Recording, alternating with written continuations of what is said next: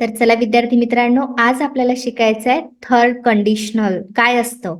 बघा, zero conditional, first conditional, second कंडिशनल्स आपण शिकलोय. कुठल्या कंडिशन मध्ये घ्यायचं हे सुद्धा आपल्याला माहित आहे. मात्र आपल्याला थर्ड कंडिशनल शिकायचं आहे, जेणेकरून आपल्या चारही कॅटेगरीज क्लिअर होतील. सोबतच पुढला व्हिडिओ जो मी बनवणार आहे तो आहे मिक्स कंडिशनल्स. तर मिक्स्ड कंडिशनल्स काय असतात ते सुद्धा आपण शिकणार आहे. मात्र तुम्ही याच्या अगोदरचे व्हिडिओ बघितले नसतील तर आपल्या चॅनलवरती आहे, तिकडे जा आणि पहिले ते व्हिडिओज बघून घ्या. आपण प्रत्येक व्हिडिओ हा डिटेल बघत आहे, जेणेकरून तुमच्या माइंडमध्ये कुठलाही डाऊट राहायला नको.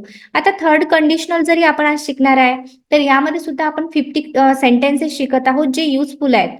आणि सोबतच तुमचे डाऊट सुद्धा कुठे राहायला नको, आणि कशा कॅटेगरीचे सेंटेन्सेस आपण यामध्ये बनवत असतो, कुठल्या कंडिशन मध्ये यूज होतात, बनवायचे कसे, ह्या सर्व गोष्टी एकाच व्हिडिओमध्ये आपण कव्हर करत असतो.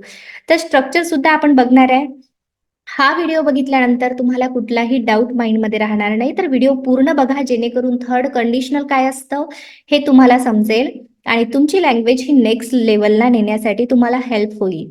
बघा, इंग्लिश शिकत असताना त्यामध्ये आपल्याला कंडिशनल्स जर येत नसतील ना, तर आपल्याला जर आणि तरच्या गोष्टी येत नाहीत. जसं असं झालं असतं तर असं झालं असतं, असं झालं नसतं तर तसं झालं नसतं, आपण अशा पद्धतीने बोलत असतो. आणि ह्याच गोष्टी जर आपल्याला इंग्लिशमध्ये येत नसतील तर मात्र खूप प्रॉब्लेम असतात. तर तेच आपल्याला शिकायचं आहे. तर चला बघूया आपण थर्ड कंडिशनल्स काय असतात आणि त्याचं स्ट्रक्चर काय आहे, आणि सिच्युएशन, कुठली सिच्युएशन असते की त्यामध्ये आपल्याला याचा यूज करावा लागतो. ओके, चला चालू करूया आजचा व्हिडिओ.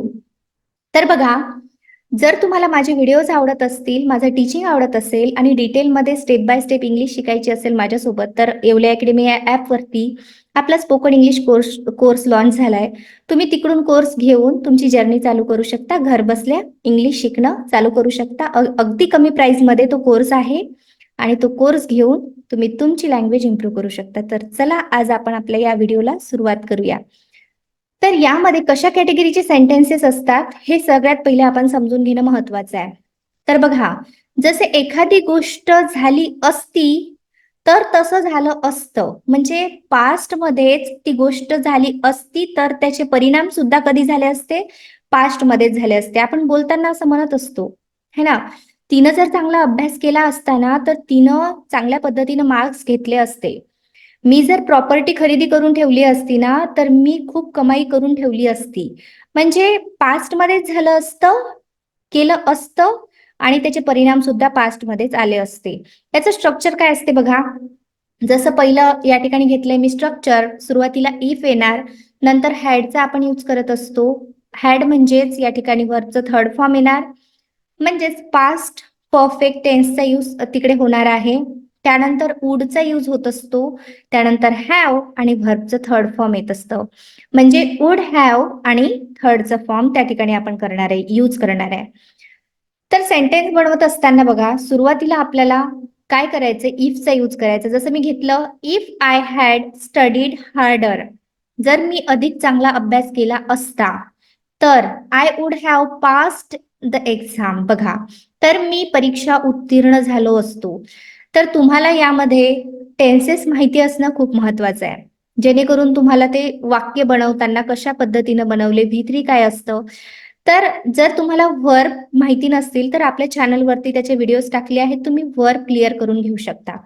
बघा या ठिकाणी नेक्स्ट सेंटेन्स आहे, if she had called me, तिने मला फोन केला असता, पास्ट मध्ये तिने जर फोन केला असता तर मी तिची मदत केली असती. I would have helped her, तर मी तिची मदत केली असती. If we had left earlier, काय केलं असतं, जर आपण लवकर निघालो असतो तर आम्ही ट्रेन पकडली असती. कधी पास्ट मध्येच केलं असतं तर असं झालं असतं. बघा, कंडिशन काय आहे, चालू सुद्धा तिकडेच झालं असतं आणि बंद सुद्धा तिकडेच झालं असतं. We would have caught the train.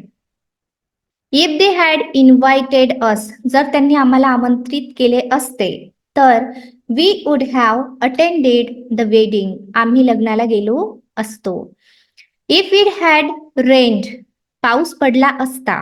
If it had rained we would have stayed home. बघा, वुड हॅवच्या नंतर वर्बचं थर्ड फॉर्म आपण घेत असतो. We would have stayed home, तर आम्ही घरी राहिलो असतो. तर बघा नेक्स्ट सेंटेन्स आहे, if he had work harder, जर त्याने अधिक मेहनत घेतली असती, त्याने अधिक मेहनत घेतली असती तर ही वुड हॅव सक्सीड. बघा तो यशस्वी झाला असता. If he had work harder he would have succeed. त्यानंतरचं एक्झाम्पल आहे, if you had listen to me, जर तुम्ही माझे ऐकले असते तर you wouldn't have made a mistake, तर तुमची चूक झाली नसती किंवा तर तुम्ही चूक केली नसती. If you had listen to me you wouldn't have made a mistake. If she had apologised, तिने माफी मागितली असती तर दे वुड हॅव फॉरगिव्हन हर, त्यांनी तिला माफ केले असते. If she had apologised they would have forgiven her. If I had saved money, मी पैसे वाचवले असते तर I would have bought a car, तर मी कार खरेदी केली असती. If we had taken an umbrella, बघा आम्ही छत्री नेली असती. If we had taken an umbrella we wouldn't have gotten wet, तर आम्ही ओले झालो नसतो. We wouldn't have gotten wet. If he had studied medicine, त्याने वैद्यकीय शिक्षण घेतले असते तर ही would have become a doctor, तर तो डॉक्टर बनला असता.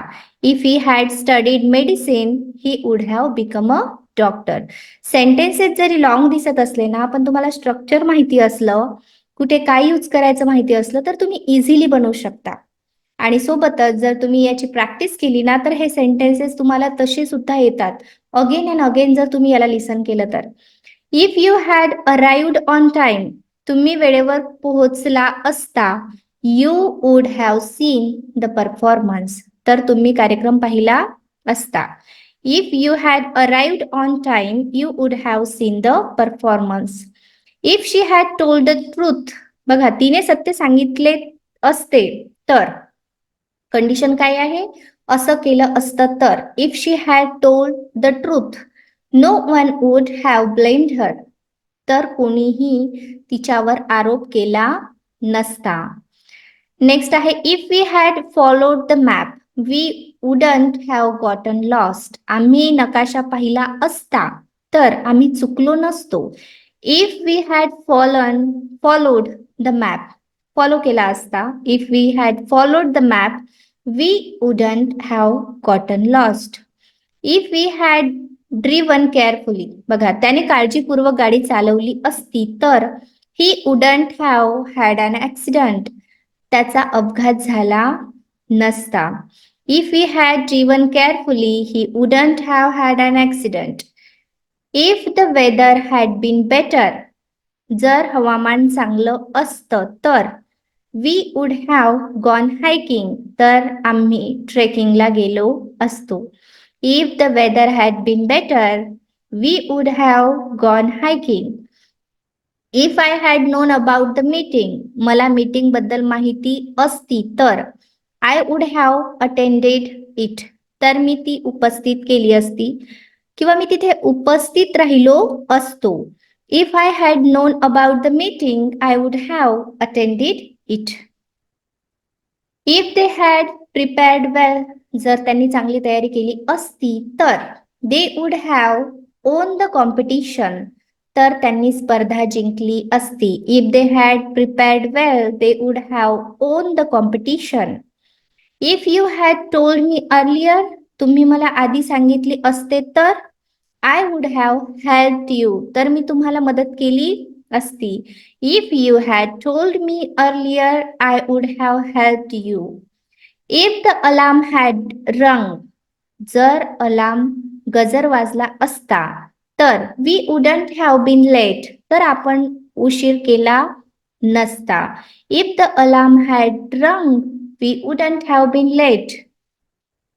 If I had book tickets, मी तिकीट बुक केले असते तर we wouldn't have missed the concert, बघा तर आपण कॉन्सर्ट चुकला नसता किंवा आपल्याच्याने ते कॉन्सर्ट जो आपल्याला बघायचा होता तो मिस झाला नसता. If I had booked tickets, we wouldn't have missed the concert. Next आहे if she had studied properly, तिने व्यवस्थित अभ्यास केला असता तर she would have gotten good grades, तर तिला चांगले मार्क्स मिळाले असते. If she had studied properly she would have gotten good grades. If he had remembered the address, त्याला पत्ता आठवला असता तर we would have reached on time, तर आपण वेळेवर पोहोचलो असतो. नेक्स्ट आहे if we had brought enough food we wouldn't have been hungry, आपण पुरेसे अन्न आणले असते तर आपण भुके राहिलो नसतो किंवा आम्हाला भूक लागली नसती. If we had brought enough food we wouldn't have been hungry. Next आहे if I had taken your advice, जर मी तुमचा सल्ला घेतला असताना तर आय वुडंट हॅव फेल्ड, तर मी अपयशी ठरलो नसतो. असे सेंटेन्सेस आपण बोलत असतो आणि हे खूप छान कलेक्शन आहे सेंटेन्सेसचं, जे खूप सुंदर आणि खूप इझी आणि जे मोस्टली यूज केले जातात असे सेंटेन्सेस आपण यामध्ये बघत आहे. त्यामुळे प्रत्येक सेंटेन्स आहे ना, हे जे युजफुल आहे तेच आहेत. If she had worn a coat, बघा तिने कोट घातला असता तर she wouldn't have felt cold, तर तिला थंडी वाजली नसती. If she had worn a coat she wouldn't have felt cold. If you had called earlier, तुम्ही लवकर फोन केला असता तर आय वुड हॅव आन्सर्ड, तर मी उत्तर दिले असते. If the teacher had explained well, शिक्षकांनी चांगले समजावून सांगितले असते तर वी वुड हॅव अंडरस्टूड, तर आम्हाला समजले असते. If the teacher had explained well we would have understood, तर आम्हाला चांगले समजले असते.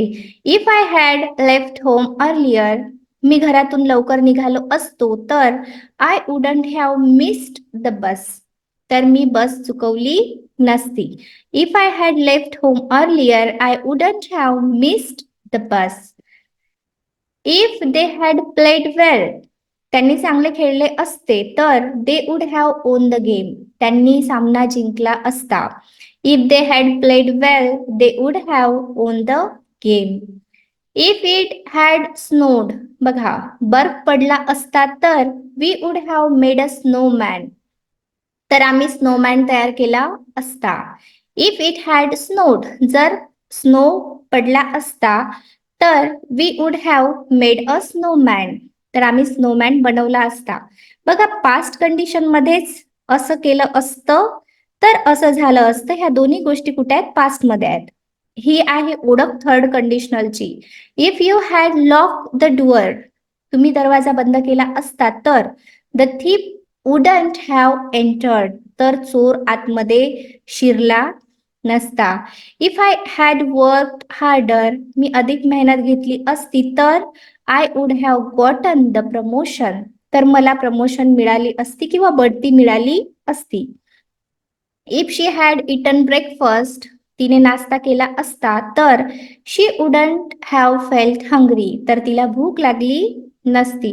If she had eaten breakfast she wouldn't have felt hungry. If we had left earlier we wouldn't have been stuck in traffic, आम्ही लवकर निघालो असतो तर आम्ही ट्रॅफिक मध्ये अडकलो नसतो. If we had left earlier we wouldn't have been stuck in traffic.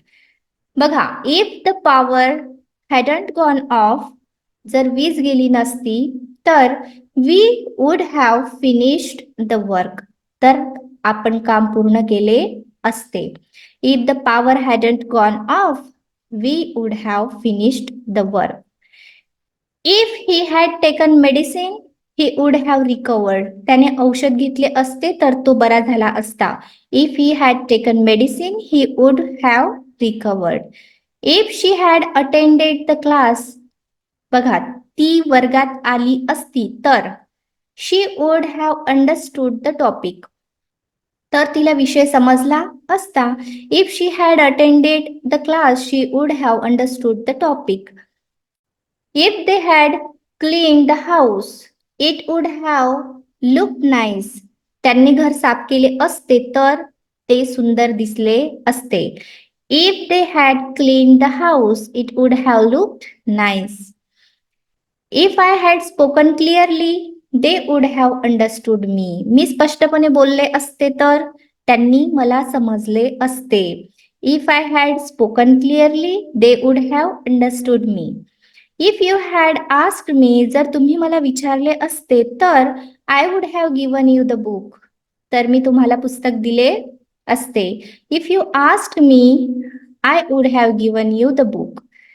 तर बघा या ठिकाणी इफ इट हॅडंट रेन्ड, पाऊस पडला नसता तर we would have gone to the park, तर आम्ही उद्यानात गेलो असतो किंवा पार्कमध्ये गेलो असतो.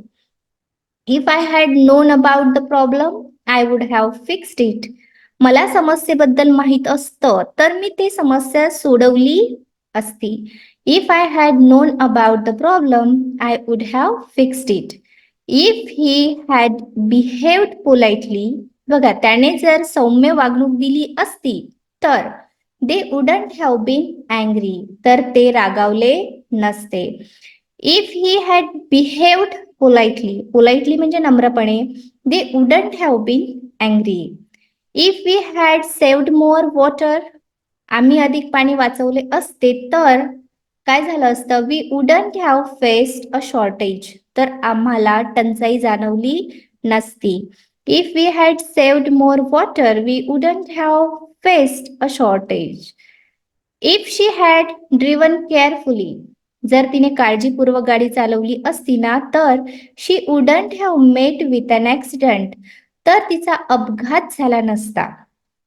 If she had driven carefully she wouldn't have met with an accident. If the team had practised well, बघा टीमने चांगली जर प्रॅक्टिस केली असती किंवा सराव केला असता तर they would have performed better, तर त्यांनी चांगले प्रदर्शन केले असते. If the team had practised well they would have performed better. If the clock had been set properly, जर घड्याळ योग्यरित्या सेट केलेले असते किंवा योग्यरित्या लावले असते तर we wouldn't have been late, तर आम्ही उशीर केला नसता. If the clock had been set properly we wouldn't have been late. If I had remembered your birthday, मला तुझा वाढदिवस आठवला असता तर I would have called you, तर मी तुला फोन केला असता. बघा नेहमी यूज होणारा सेंटेन्स आहे. If I had remembered your birthday I would have called you. अशा पद्धतीने बघा आपण 50 सेंटेन्सेस बघितले, अगदी छान सेंटेन्सेस यामध्ये आपण कव्हर केले आहेत आणि जे तुम्हाला मोस्टली यूज केले जातात ते सर्व सेंटेन्सेस. तर चारही कॅटेगरीज आपण स्टेप बाय स्टेप पाहिल्या आणि जास्तीत जास्त एक्झाम्पल घेण्याचं कारण माझं हेच होतं की तुम्हाला जास्तीत जास्त एक्झाम्पल भेटावे प्रॅक्टिस करण्यासाठी.